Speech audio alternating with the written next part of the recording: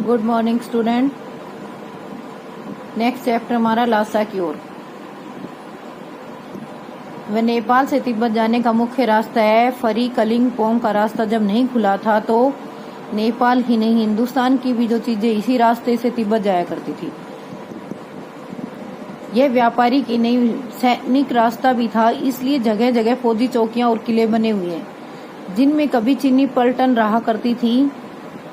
आजकल बहुत से फौजी मकान गिर चुके हैं। दुर्ग के किसी भाग में जहां किसानों ने अपना बसेरा बना लिया है वहां पर घर कुछ आबाद दिखाई पड़ते हैं। ऐसा ही एक छोटा एक चीनी किला है। हम वहां चाय पीने के लिए ठहरे। तिब्बत में यात्रियों के लिए बहुत सी तकलीफें भी हैं और कुछ आराम की बातें भी। वहां क्या है तिब्बत में, वहां जाति पाति छुआछूत का सवाल नहीं है और नए औरतें पर्दा करती हैं। ये क्वेश्चन आ सकता है, इसमें क्या पूछा जाएगा? इसमें सिर्फ यही पूछा जाएगा कि जो वहां के लोग हैं उनकी मुख्य बातें क्या हैं जो आरामदायक हैं। तो हमें यही बताना है। बहुत निम्न श्रेणी के भिखमंगों को लोग चोरी के डर से घर के भीतर नहीं जाने देते। वहां एक ऐसी बातें हैं जो भिखारी होते हैं उनको लोग घर के अंदर नहीं आने देते।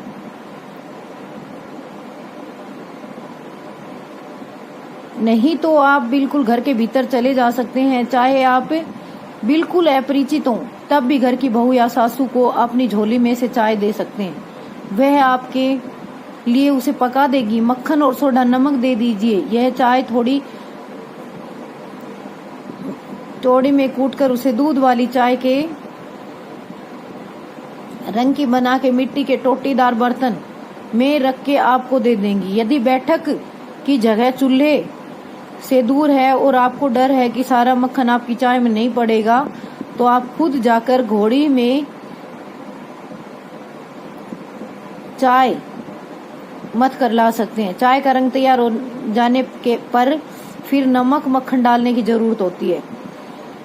अब इसमें सिर्फ यही है कि जो लासा की ओर जाता है, ये रास्ता कहाँ से है? नेपाल से तिब्बत जाने का एक रास्ता है।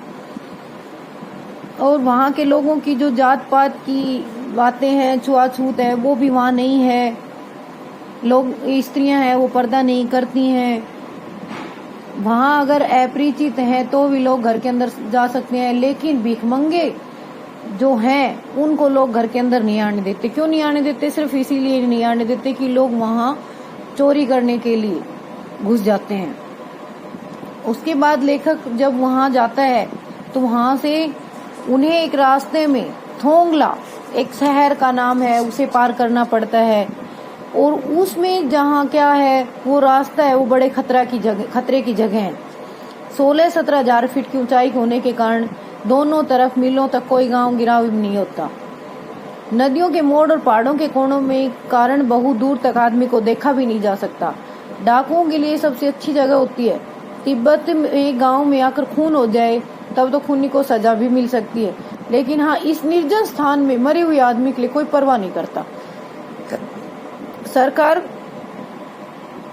खुफिया विभाग और पुलिस पर उतना खर्च नहीं करती और वहां गवाह भी तो कोई नहीं मिल सकता।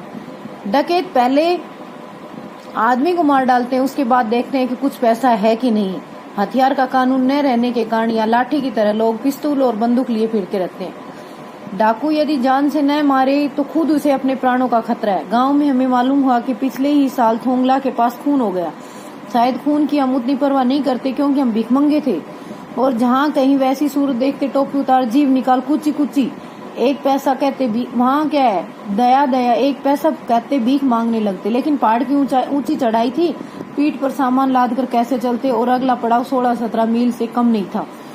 मैंने सुमती से कहा कि यहाँ से लंकोर तक के लिए 2 घोड़े कर लो, सामान भी रख लेंगे और चढ़ लेंगे। अब ये सुमती कौन है? लेखक किससे बात करता है? लेखक का एक दोस्त है सुमती, उसके साथ ये वहां से जाता है और उसे वहां जाने के बाद सुमती उसके साथ होने के बाद वहां के लोग उसे अच्छे से रहने के लिए स्थान दे देते हैं। उस समय लेखक को किसी भी तरह कोई परेशानी नहीं होती। जैसे ही वो दूसरी बार जाता है तो वहां लेखक को बिल्कुल भी रहने के लिए जगह नहीं मिलती, उसे बहुत सारी परेशानियों का सामना उठाना पड़ता है। तो इस चैप्टर को तो हम रीड करेंगे कि इसके अंदर क्या है। प्रॉब्लम आती है तो आप मेरे से पूछना, फोन करके पूछ सकते हैं। और इसके क्वेश्चन आंसर हैं वो मैं अभी आपको एक बता देती हूँ। सिर्फ 5 ही क्वेश्चन करने आज हमें, ज्यादा क्वेश्चन नहीं करने। फर्स्ट क्वेश्चन है हमारा, थोंगला एक गांव का जिक्र आया था। थोंगला के पहले के आखिरी गांव। पहुंचने पर भिखमंगे के वेश में होने कारण लेखक को ठहरने के लिए उचित स्थान मिला, जबकि दूसरी यात्रा में भद्रवेश भी उचित स्थान नहीं दिला सके। ठीक है, तो ये आपको करने हैं। मैं अभी इनकी फोटो आपको क्लिक करके भेज देती हूँ, तो नहीं समझ में आए तो फिर पूछ लेना। ओके।